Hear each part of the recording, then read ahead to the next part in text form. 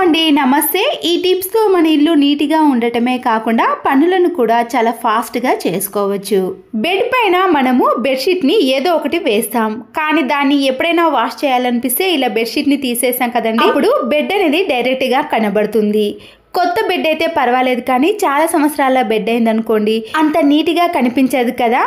ఇలా మనము రెండు బెడ్ షీట్లను తీసుకొని స్టిచ్చింగ్ వేసుకొని ఇలా బెడ్కి సరిపోయే విధంగా వేసుకున్నాం అనుకోండి, ప్రతిసారి బెడ్షీట్ని మార్చేటప్పుడు మనకి నీట్గా కనబడుతుంది। అంతేకాకుండా పిల్లలు దానిపైన వాటర్ కానీ ఇంకేదైనా ఒలికిపోయినప్పుడు అవి త్వరగా బెడ్లో కూడా ఈ క్లాత్ అనేది అబ్జర్వ్ చేస్తుంది। ఇలా చేయటం వలన బెడ్ అనేది చాలా సంవత్సరాల పాటు నీట్గా ఉండటమే కాకుండా చూడడానికి కూడా చాలా అందంగా కనబడుతుంది। బెడ్ పైన బెడ్షీట్ని పరిచే ముందు ఇలా 4 సైడ్స్ కూడా చిన్నగా ముడి వేసుకున్నాం అనుకోండి, పిల్లలు దుంకినా కానీ లేదా బెడ్ని ప్రతిసారి సర్దాల్సిన పని లేకుండా బెడ్ పై నుంచి బెడ్షీట్ అనేది జరగకుండా ఉంటుంది, ఎక్కడ కూడా ముడతలు లేకుండా ఉంటుందండి। ఇలా 4 సైడ్స్ అనేవి ముడి వేసిన తర్వాత బెడ్షీట్ని బెడ్ పైన పరుచుకోవాలి। ముడి వేసుకున్న ఈ బెడ్షీట్ని ఇలా బెడ్ కిందికి అనేసామనుకోండి, గుంజినా కూడా బెడ్షీట్ అనేది జరగకుండా ఉంటుంది। ఆ తర్వాత మనము ఒక దువ్వెనను తీసుకొని ఇలా మిగిలిన బెడ్షీట్ని మనము ఈ బెడ్ లోపటికి ఇలా దువ్వెన సహాయంతో ఈజీగా లోపటికి ఇలా మలుచుకోవచ్చు। ఇలా చేయడం వల్ల మన పని అనేది త్వరగా అయిపోవడమే కాకుండా బెడ్షీట్ కూడా బెడ్ పైన ఇలా నీట్గా అందంగా కనబడుతుంది। ఖాళీ అయిన ఆయిల్ క్యాన్ బాటిల్స్ ఉంటాయి కదండి, అవి వేస్ట్ అని పడేసాం, కానీ దీనిని కూడా మనము ఇంట్లోకి చాలా బాగా యూజ్ చేసుకోవచ్చు। ముందుగా దానిపై ఉండే స్టిక్కర్ని ఇలా రెండు వైపులా కూడా తీసేయండి, లేదా కొద్దిగా వాటర్ని వేసి మనము స్క్రబ్బర్తో క్లీన్ చేసినా కూడా స్టిక్కర్ అనేది త్వరగా వచ్చేస్తుంది। ఒక మార్కర్ని కానీ లేదా పెన్నుని తీసుకొని ఇలా వీడియోలో చూపించిన మాదిరిగా ఈ డబ్బా పైన ఇలా మార్కర్తో మనము లైన్ గీసుకోవటం వలన మనం కట్ చేసేటప్పుడు చాలా ఈజీగా అవుతుంది। ఇదే మాదిరిగా 2 సైడ్స్ కూడా మనము ఇలా కరెక్ట్గా లైన్ గీసుకోవాలండి, కట్ చేసుకునేటప్పుడు మనకి ఎలాంటి ఇబ్బంది కూడా ఉండదు। నైఫ్ని బాగా వేడి చేసి ఎలా అయితే మనం గీసుకున్నామో ఆ మాదిరిగా మాత్రమే ఇలా కట్ చేసుకోవాలి। కట్ చేసుకున్నాక ఇలా 2 పార్ట్స్ వస్తాయండి, రెండింటిని కూడా మనం యూజ్ చేసుకోవచ్చు। ఇలా కింది భాగాన్ని మాత్రం మరొకసారి మార్కర్ పెన్నుని తీసుకొని ఇలా కట్ చేసుకున్న దానికి కింది భాగాన ఇలా రౌండ్గా గీయాలి। ఇలా 2 సైడ్స్ కూడా అలాగే చేసిన తర్వాత మళ్ళీ నైఫ్తో వేడి చేసి ఈ పార్ట్ని మాత్రమే కట్ చేసుకోవాలి। ఇలా రౌండ్గా కట్ చేసుకున్నాం అనుకోండి, మనకి పట్టుకోవడానికి హ్యాండిల్ మాదిరిగా వస్తుంది। చూసారు కదండి, మనకి ఇలా ఇంట్లో వేస్ట్గా ఉన్న ఆయిల్ క్యాన్ తోటే మనము ఇలా బుట్టిని తయారు చేసుకోవచ్చు। లోపల ఏదైనా ఆయిల్ ఉంటే క్లాత్తో కానీ లేదా సోప్తో కానీ క్లీన్ చేసుకోండి। చూడండి, పడేసే ఆయిల్ క్యాన్తో కూడా మనము ఇలా చిన్న బుట్టిని తయారు చేసుకోవచ్చు। మీకు ఏదైనా కలర్ని కానీ లేదా ఇలాంటి కలర్ పేపర్ ఉన్నా సరేనండి, మనము బుట్టికి వేసుకుంటే కూడా నీట్గానే కనబడుతుంది। ఇక్కడ మీకు ఇలా కూడా చూపించాలని ఇలా కలర్ పేపర్ని వేసి చూపించాను, కానీ నాకైతే ఇలా డైరెక్ట్గా బుట్టిగానే అందంగా కనబడిందండి, అందుకొరకే నేను ఆ కవర్ని కూడా తీసేసి ఇలా కట్ చేసుకున్న దాని మాదిరిగానే ఉంచేసానండి। మీరు కావాలంటే ఎక్కడైనా మీకు ఇలా రఫ్గా ఉంది అనిపిస్తే క్యాండిల్ సహాయంతో దాన్ని స్మూత్గా కూడా చేసుకోవచ్చు। ఒక కార్డ్బోర్డ్ని తీసుకొని బుట్టి కింది భాగంలో సరిపోయే విధంగా మాత్రమే కట్ చేసుకోండి। చూడడానికి నీట్గా కనిపించడానికి ఇలా ఒక కార్డ్బోర్డ్ని కట్ చేసి వేసేయండి। ఇలా తయారు చేసుకున్న ఆయిల్ క్యాన్ బాటిల్లో మనము కిచెన్కి సంబంధించినవి కానీ లేదా దేవుని గదిలోకి సంబంధించినవి లేదా మనము డ్రెస్సింగ్ టేబుల్కి సంబంధించినవి ఏవైనా పెట్టుకోవచ్చండి।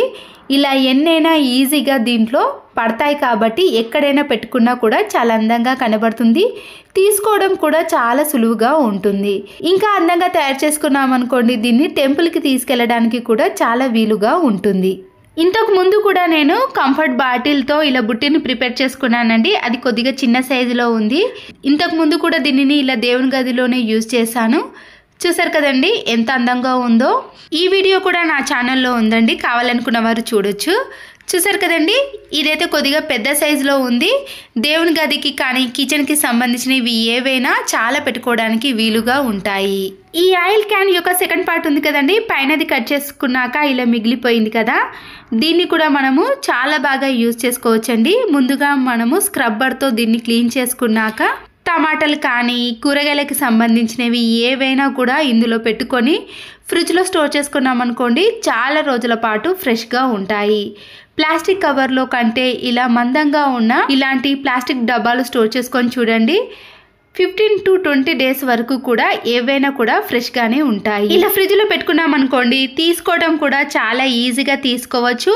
మళ్ళీ అందులో ఏవైనా వేసుకోవడానికి కూడా అంతే వీలుగా ఉంటాయి.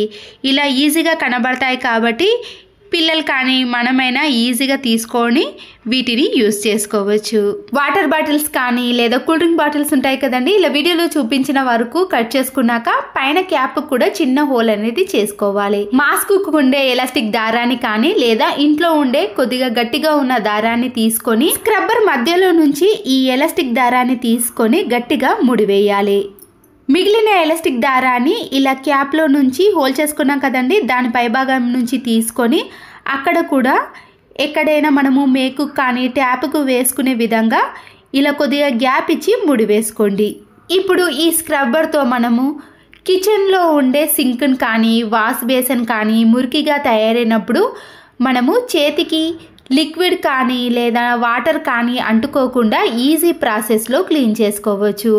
అంతే కదండి, గిన్నెలు క్లీన్ చేసుకోవడానికి కూడా దీన్ని యూజ్ చేసుకోవచ్చు. ఆ తర్వాత ఈ స్క్రబ్బర్ని మనము ఇలా ట్యాప్కి కానీ మేకుకు వేసుకున్నాం అనుకోండి, దాంట్లో ఉండే వాటర్ కూడా పూర్తిగా వెళ్ళిపోతాయి. ఎప్పుడంటే అప్పుడు యూజ్ చేసుకోవచ్చు. ఒక గిన్నెని తీసుకొని దాంట్లోకి రాళ్ళ ఉప్పును వేసుకోండి. అలాగే జవ్వాదు పౌడర్ ఉంటుందండి, మంచి సువాసన వచ్చేది, దాన్ని కానీ ఒకవేళ ఇది లేని ప్లేస్లో మీరు కర్పూర బిళ్ళలను కూడా సన్నగా స్మాష్ చేసి ఈ సాల్ట్లో కలుపుకోవాలి. కావాలంటే మీరు రాళ్ళ ఉప్పును మిక్సీ కూడా పట్టుకోవచ్చండి. ఇక్కడ ఒక మాస్క్ను కానీ లేదా న్యూస్ పేపర్స్ ఉంటాయి కదండి, వేస్ట్గా ఉన్నవి ఏవైనా తీసుకొని ఇలా మాస్క్ యొక్క పైభాగంలో కట్ చేసుకున్నాక ఈ రాళ్ళ ఉప్పును మనము ఈ మాస్కులోకి వేసుకోవాలి. 1 టీ స్పూన్ వరకు మాత్రమే వేసినాక మాస్కుకు వచ్చే ఎలాస్టిక్ ఉంది కదండి, దాన్ని కూడా ఇలా గట్టిగా ముడి వేసుకోండి.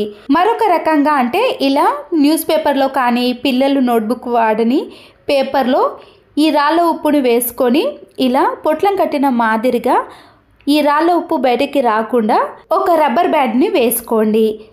సూదితో కానీ లేదా పిన్నిస్తో చిన్న చిన్న హోల్స్ అనేవి చేసుకోండి. మనము ఇలా తయారు చేసుకున్న ఈ ప్యాకెట్లను బీరువాలో కానీ అల్మార్లో కబోర్డ్లో పెట్టుకున్నాం అనుకోండి, నెగటివ్ ఎనర్జీ వెళ్ళిపోవటమే కాకుండా కబోర్డ్లో నుంచి మంచి సువాసన అనేది వస్తుంది.